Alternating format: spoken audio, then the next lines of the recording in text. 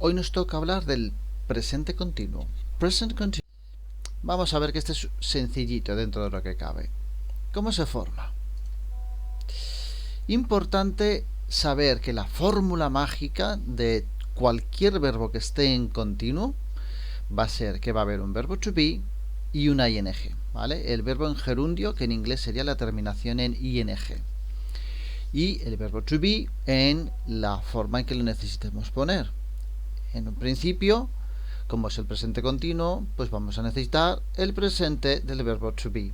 Así que cogemos, tenemos nuestros pronombres, tenemos nuestro verbo, ¿y qué le hacemos? Pues ponemos por delante del verbo el verbo to be y al verbo le añadimos esta ing. Por lo tanto, nos quedarán cosas como I am working, you are working, he is working. Parece sencillito, ¿verdad? Lo vamos a comparar un poco con alguna frase en español. Yo estoy trabajando, tú estás trabajando, él está trabajando. No es necesario en español poner los pronombres, acordaos que en inglés sí. Pero fijaos cómo hay cierto paralelismo. Tenemos el verbo to be por delante y en español tenemos el verbo estar. El verbo to be puede ser o estar. En este caso se va a traducir como estar. Así que yo traduzco el verbo estar con el verbo to be. Y luego tenemos el working, que es el gerundio en inglés. Vamos a ver algún ejemplo que otro. I am studying, you are reading, he is speaking, she is sleeping, it is happening, we are watching, you are eating. Pero, como siempre, vamos a tener unas terminaciones y cada vez que añadimos unas terminaciones habrá que preguntarse si hay reglas de ortografía para añadir esas terminaciones.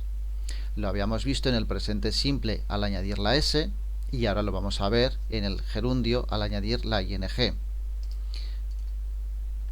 Vamos a poner unos cuantos verbos y vamos a ver qué es lo que ocurre. Como norma nos vamos a encontrar que se añade la ing tal cual y todos están felices. Work, working. Perfecto. Puede ocurrir que el verbo acabe en una E. En ese caso la E desaparece. Come, coming. Luego nos vamos a llegar con la Y, que ya sabéis que con la Y a veces nos llevamos mal.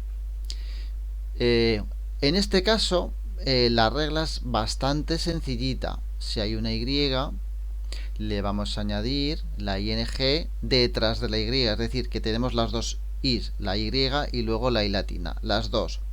Me da igual que delante haya una vocal o una consonante. Acordaos que para el presente simple y para el pasado la Y cambiaba dependiendo de si delante tenía una vocal o si tenía una consonante. Con la ing no, siempre es la Y y la ing detrás. Y aquí tenemos una regla que también nos había aparecido en alguna otra ocasión, en este caso en el pasado simple también nos va a pasar y nos va a pasar alguna otra vez más en el inglés, que va a ser que verbos como el stop resulta que doblan esta maravillosa última consonante. ¿Y por qué era esto? Pues acordaos, es una regla que es un poco complicada. Vamos a simplificarla, pero que sepáis que la regla en sí es un poquito más larga. Pero como norma son verbos de una sola sílaba y repetiremos que una sílaba es un golpe de voz, por lo tanto cuando yo pronuncio en inglés stop solamente estoy haciendo un golpe de voz, por lo tanto stop solamente tiene una sílaba, no se pronuncia stop, ¿vale? Por lo tanto es una sola sílaba y acaba en consonante, vocal, consonante. En estos casos se doblaba la última consonante. Porque sí, también podemos hacer negativas. Lo primero, acordaos la fórmula mágica del continuo, que va a ser siempre un verbo to be más una ing. Y repito, be más ing, los dos. Lo digo porque a veces puede ser que se nos olvide el be o se nos olvide que hay que poner la ing. Esto es como la ruleta, doble o nada, o ponemos los dos o no es continuo.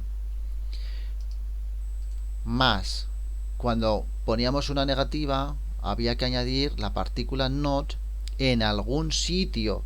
Ahora veremos dónde. Dependerá del tipo de tiempo, se pone en un sitio o se pone en otro. Entonces, nosotros tenemos nuestros pronombres, ya tenemos formado nuestro presente continuo. Y entonces, ¿dónde le vamos a poner el not? ¿Dónde va a ser el sitio más lógico para ponerlo? Ahí. ¿Es donde lo pondrán? Pues sí, esta vez los ingleses también son lógicos y lo que hacen es utilizar el verbo to be, lo niegan y a continuación ponen el verbo con la ing. Así que nos quedarán cosas como I am not working, you are not studying, he is not stopping. Y por supuesto, sí, se pueden contraer. No lo hemos comentado antes, pero es algo obvio. Si hay un verbo to be, el verbo to be se podía contraer. Por lo tanto, el continuo que se forma con el verbo to be también se va a poder contraer. Y vamos a tener cosas como I'm not speaking. Acordaos que el verbo to be con el I, la única manera de contraerlo en negativa es así. I'm not speaking. You. ¿Qué más nos faltaría de ver? Las preguntas, por supuesto. También tenemos que formular preguntas con presente continuo. Vuelvo a repetir, fórmula mágica del verbo del presente continuo. Tiene que haber un verbo to be y una ing. ¿Qué ocurre con las preguntas? Que tenemos que hacer algún cambio de orden para saber que es una pregunta, porque como no tenemos delante la partícula interrogativa, de alguna manera vamos a tener que poderlo marcar en inglés y se marca con un cambio de orden. Bueno, pues yo tengo aquí el verbo to be ya formado. Entonces, para hacer la pregunta, ¿qué es lo que tengo que hacer? Darle la vuelta a las cosas. ¿Y qué puedo dar la vuelta? Pues el verbo to be y el pronombre. El verbo to be aquí está haciendo de auxiliar, pues el auxiliar me lo voy a pasar delante y así ya tengo hecho el cambio. Así que lo ponemos.